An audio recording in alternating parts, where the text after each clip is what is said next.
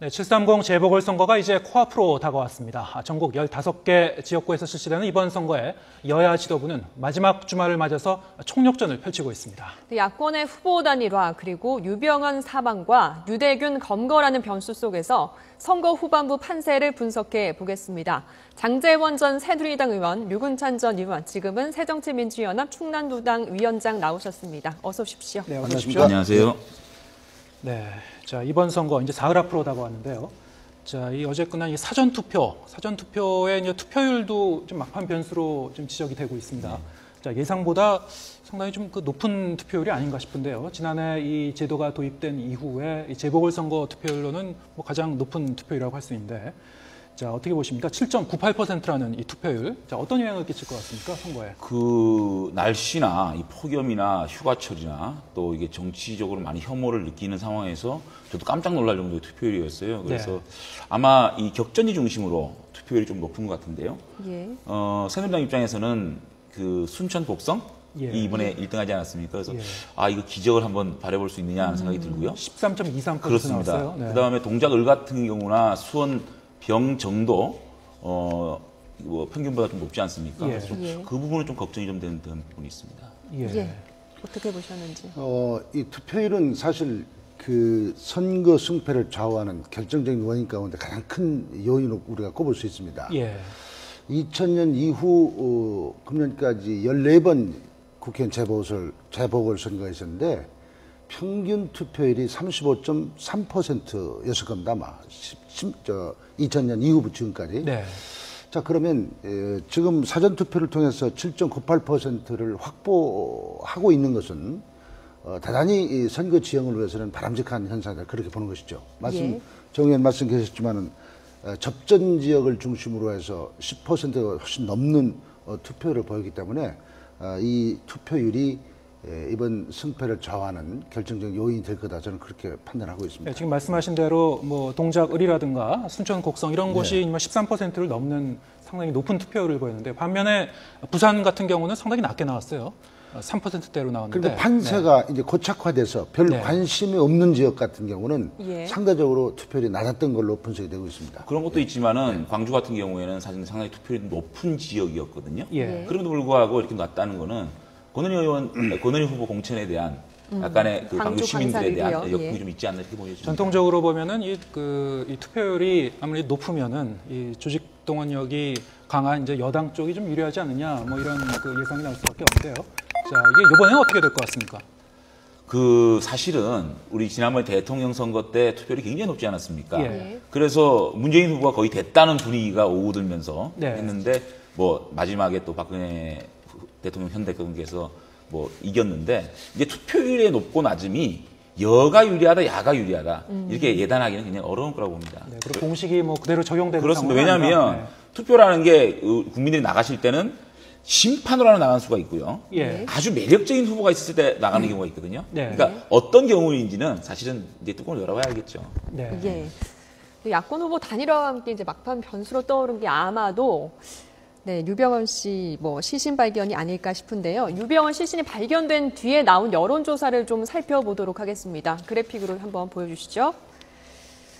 네, 박근혜 대통령의 국정 수행에 대한 긍정적인 답변이 지난주보다 4%포인트 떨어져서 이제 40%대에 그쳤고요. 부정 답변이 3%포인트 올라서 취임 이후에 가장 높은 50%에 달하게 됐습니다. 뭐 새정치민주연합 지지율 한번 볼까요? 정당 지지율을 보면 새정치민주연합은 지지율에 지금 큰 변화가 없는 가운데 새누리당 정당 지지율도 대통령 지지율과 함께 좀 소폭 하락한 것으로 나타났는데요. 이 검경의 수사 엇박자에 따른 어떤 그 여론의 실망감이 좀 반영된 것이 아닌가 하는 생각이 좀 듭니다. 네. 그렇다고 봐야죠. 일단 실망감이라고 말씀하셨지만 제가 이 현장에서 보기에는 분노입니다. 분노.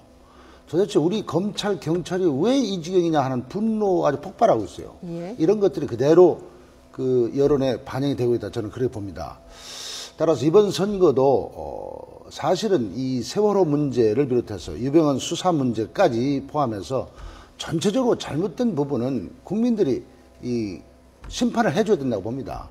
그게 제대로 돼야 진정한 민주발전을 위한 선거 제도지, 사실상 정부 여당 할 것 없이 저렇게 막 속된 말로 죽을 쓰고 있는데도 선거에서 승리한다? 그러면 그 얘기가 달라지는 거죠. 네. 이런 여론이 투표장에 그대로 이입이 돼서 진짜 국민들의 그 표심이랄까 생각이 그대로 반영돼야 된다. 이번 선거는 특히 그 부분이 중요하다고 저는 생각을 합니다. 이 여론조사를 보면은 사실은 이게 정부 여당이 지지율이 안 떨어지면 이상한 거 아닙니까? 유병헌 뭐 변사체 사건이 났는데 예. 사실 이거는 검경이라고 얘기하는 공권력의 그냥 그 역대 최악의 수치의 사건입니다. 이게 사실은 죽은 사람 앞에 두고 그 군대 동원하고 그렇죠? 예. 이렇게 유병헌 이 계엄령까지 내린 상황에서 유병헌이 변사체로 발견되지 않았습니까? 이거는 참 누가 뭐라 그래도 정부 여당의 무능론이 고개를 들 수밖에 없고 칠상공 재보선이 야당의 공천 파동을 덮을 만한 큰 악재라고 봅니다. 다만 우리가 여기서 국민들이 이 정부 무능론하고 부딪히는 접점이 있다고 봐요. 야당의 지지율이 예. 26%에서 그대로 가고 있지 않습니까? 네. 이거 정말 불가사의한 일이거든요. 대통령 지지율이 하락을 하든 여당 지지율이 하락을 하든 25%의 철벽 콘크리트 지지율이라고 그럽니다. 절대로 못 오르지 않습니까? 예. 이거를 야당도 심각하게 반성을 해봐야 된다. 뭐냐면 야당이 지금 국정 대안 세력으로서 국민들의 인정을 못 받고 있는 거죠. 지금까지 박근혜 정부가 탄생되고 지금까지 그 야당이 지금 국정을 이끌어오는 걸 보면 아니 처음에 1년 동안 대선 불복 프레임으로 계속 가지 않았습니까? 그다음에 국정 발목 잡기, 그다음 이번에 세월호 특검을 가지고 국민의 정서와 맞지 않게 너무 지나치게 밀어붙이기식 하는 경우.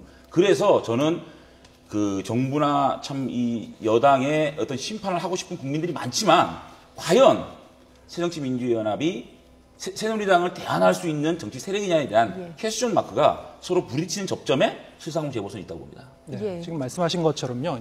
이 뭐 선거 목전에서는 공교롭게 또 이제 세월호 그 100일 참사 100일째를 맞이했고요. 뭐 유병헌 씨 시신 발견과 뭐 이 관련된 뭐 총체적인 그 수사 부실 이런 문제도 이게 부각됐습니다만 뭐 지금 그 세월호 특별법도 계속 표류하고 있지 않습니까? 뭐 지금 말씀하신 대로 이제 정치권 전체가 좀 반성해야 될 부분이 좀 많은 것 같은데, 자 이런 부분이 어떻게 보십니까? 이게 그 전반적인 정치권의 실망감으로 연결돼서 투표율의 이제 저하로 이어질지 아니면 반대로 이제 정권 심판론으로 이어질지 어떻게 전망하시는지요? 그게 지금 제일 중요한 부분이라고 봅니다. 그러니까 네. 정권 심판으로 이제 아까 말씀드렸듯이 정부 무능 심판론으로 갈지 아니면 그 과연 3년 반 남은 박근혜 정부를 그 과반 의석을 무너뜨릴 정도로 심판을 해서 대한민국 호가 그게 오히려 좋은 건지에 대한 국민들의 갈등이 있는 시점이라고 봅니다. 네. 예. 그래서 국민들이 그걸 선택하시겠죠. 예. 이번 선거는 전체적으로 초장에 뭐 여든 야든 공천 잡음이 많았지 않습니까? 네. 공천 잡음이 많았기 때문에 별 관심이 없었다고 저는 봅니다. 그 재보궐선거 별 관심이 없었는데 중간에 뭐 우리 정 의원 말씀하셨다시피 이 세월호 문제, 뭐 특별법 문제, 유병헌 문제 이런 것들이 계속 이슈화되면서 예. 국민들을 자극하기 시작하는 거죠. 야권을 지지하는 사람들에게는 이 부분은 이번 선거를 통해서 심판을 해야 되겠다라고 생각을 하게 했고, 또 한 여당 지지 세력한테는 야권이 저렇게 나오니까 그 보수 세력의 결집화가 필요하다라고 하는 생각 때문에 점점 그 투표에 대한 의지가 강력해지기 시작한 데다가 서울을 비롯한 수도권 일부 지역에서 야권 단일화가 이루어졌지 않습니까? 뭐 이것이 결정적으로 야당을 지지하는 지지자들의 결집 요인이 됐다. 예. 따라서 이번에 투표장에 나가는 투표 선거인들은 정권을 심판하는 세력이 있을 거고 또 야권을 그 지지하는 세력이 엄연히 존재하는데 어떤 사이즈가 크냐에 따라서 결국 승패가 갈릴 거 아니겠습니까? 예. 예. 저는 아무래도 야권의 그 결집력이 보수 세력 결집보다는 좀 강한 측면이 있다. 저는 그렇게 좀 판단하고 있습니다. 예. 네. 자, 이 뭐 막판에 또 이제 그 야권 같은 경우에는 후보 단일화도 돼갔고요. 거기에 대해서도 뭐 나눠 먹기 아니냐 이런 얘기도 있습니다만 반대로 이제 이 그 새로운 단일화되면서 이제 바람을 일으킬 수 있는 요인이 분명히 있거든요. 지금 각 그 지역구별로도 사실 지금 안개 속이기 때문에요. 여러 지역구가 하나하나 이제 좀 살펴보도록 하겠습니다. 특히 그 가장 이제 최대 격전지라고 불리고 있는 동작 을 지역. 동작 을 지역 같은 경우에는 그 지금 노회찬 후보와 나경원 후보가 이제 양자 구도로 좀 가고 있는데요. 나경원 후보 그러면 또 사실은 뭐 연예인 못지않은 그런 인기를 이제 유지하는 그런 그 정치인이고, 노회찬 후보도 뭐 사실 진보의 아이콘이라고 할 수 있는 그런 그 인물이기 때문에, 자 이게 뭐 그 정말 예상할 수 없는 승부가 펼쳐질 것 같은데요. 지금 어떻게 예상하고 계십니까? 야권 단일화 변수가 선거에 영향을 주는 건 사실이겠죠. 예. 그러니까 뭐 두 사람이 한 사람 됐는데 어떻게 영향이 없겠습니까? 그렇지만 이번 선거, 이번 야권 단일화 같은 경우에는 이게 무슨 감동이 있는 것도 아니고, 또는 또 뭐 오로지 이기기 위한 단일화이기 때문에 1+1이 2나 3이 되는 시너지는 없을 것이다. 1+1이 1.5 정도 되지 않겠나 보는데요. 다만 저는 이게 이번에 동작을 하고 이 수원정 그 단일화를 보면은 승패를 떠나서 말이죠. 예. 이게 정말 국민을 위한 단일화인지 저는 그게 의심을 가지지 않을 수가 없습니다. 이게 양 대표, 김한길 대표, 안철수 대표가 어떻게 보면 좀 너무 정치판을 어지럽힌다는 생각도 들고, 또 비겁하다는 생각도 들고, 어떻게 보면 잔인하다는 생각이 들어요. 왜냐하면 이번에 저는 사실은 후보 단일화가 안 될 줄 알았어요. 왜냐하면 공천 파동이 너무 컸기 때문에. 예. 기동민 후보를 광주에서 죽이고 호동준을 같이 죽이고 공천을 한 거 아닙니까? 그 다음에 박강원 씨는 금태섭 변호사 넣으려다가 금태섭 변호사 자기가 안 한다 그래서 박강원 후보가 어떻게 보면 마음에 상처를 입고 수원정으로 가지 않았습니까? 이렇게 이 두 지역이 단일화가 안 되면 야권 연대가 힘들지 않겠습니까? 양보할 게 없기 때문에 새정치연합이. 그럼에도 불구하고 이번에 참 기동민 씨를 광주에서 죽이고 동작을해서 죽이고 노회찬 의원한테 또 죽이는 그런 악수를 또 가면서 단일화를 시키는, 이런 제가 볼 때는, 그러면서도 당대당 논의를 안 하겠다고 하면서 이렇게 또 천호선 후보는 또 낙마시키는, 이런 걸 보면 어떻게 보면 이 빅딜이라고 얘기하지 않을 수 없지 않습니까?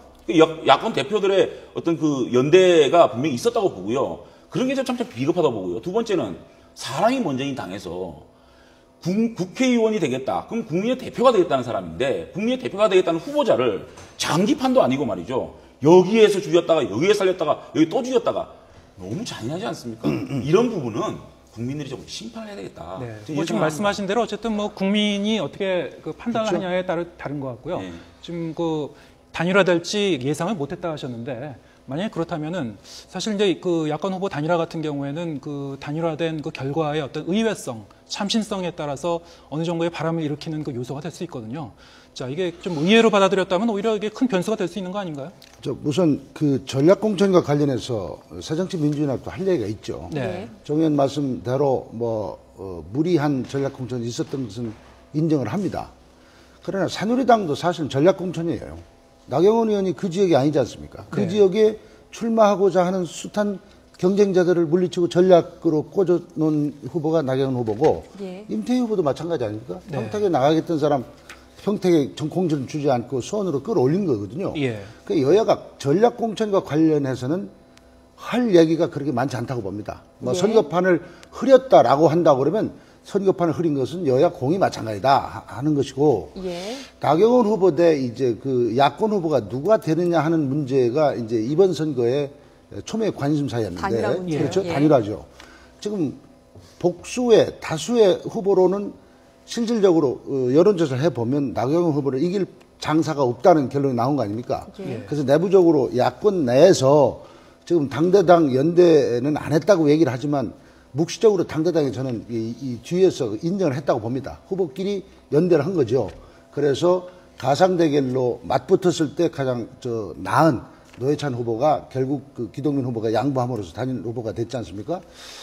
이 단일화가 수도권 지역의 서울, 수원 두 군데 해서 수도권 지역에서 일어났기 때문에 단일화의 효과는 이 지역뿐만 아니라 전체적으로 선거 판세에 상당한 영향을 주고 있다라고 저는 판단을 하고 있고, 특히 동작을 같은 경우는 노회찬 후보가 나경원 후보와 해볼 만한 싸움을 좀 하고 있다. 저는 그렇게 생각합니다. 이게 다 단일화의 효과라고 저는 판단하고 있는 아니, 거죠. 유근찬 예. 우리 의원님 말씀 잘 들었는데요. 저는 납득이 안 되는 게, 정치가 아무리 뒷거래를 하지만 당 대표들이 뭐라 그랬습니까? 분명히 송호창 그 전략기획위원장이 뭐라 그랬습니까? 당대당 통합을 얻고 후보끼리 살리다 선을 긋지 않았습니까? 그런데 지금 우리 유근찬 의원도 인정하듯이 딜을 한 거 아닙니까? 정치적 뒷거래 한 거 아닙니까? 이 뒷거래를 그러면 국민들이 용납할 거라고 봅니까? 그 다음에 전략공천 문제도 이렇게 물타기 하면 안 돼요. 왜 안 되냐?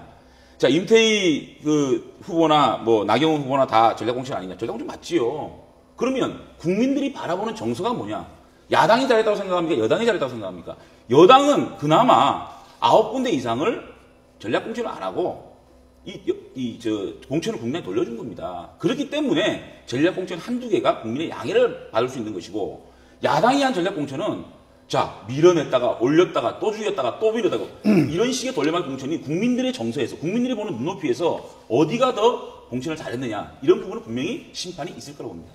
예. 아니, 정 의원님 말씀 중에 제가 정정을 하겠습니다. 제가 말씀에 당이 그 당대당 통합 연대를 안 하겠다고 했다가 지금 뒷거를 했다고 말씀하시는데, 그건 제가 드린 말씀 내용이 아니라는 부분을 말씀드리고, 실질적으로 새정치민주연합도 전체 15군데를 다 전략공천한 게 아니죠. 일부 전략공천을 했지만 상당 부분 지역에서는 다 경선을 통해서 후보자를 결정했습니다. 비근한 예가 충청남도 그 서산, 태안 지역의 경우는 그 2번 엎치락뒤치락 했어요. 경선 과정에서. 그렇게 치열한 경선을 통해서 후보를 결정한 겁니다. 예. 그래서 새누리당이 그런 오해를 안 해줬으면 좋겠다. 특히 정 의원님 그런 오해를 안 해줬으면 좋겠다는 말씀을 드립니다. 네, 알겠습니다. 말씀해 주신 것에 대한 판단은 아마 유권자들이 표로 심판하지 않을까라는 생각을 해봅니다. 예. 네, 지금까지 지금 사흘 앞으로 다가온 730 재보선 현재 전국 진단 해보고요. 또 이렇게 전망해봤습니다. 자, 이 장제원 전 새누리당 의원, 리군찬 전 자유선진당 의원과 함께 얘기 나눠봤습니다. 오늘 말씀 고맙습니다. 감사합니다. 고맙습니다.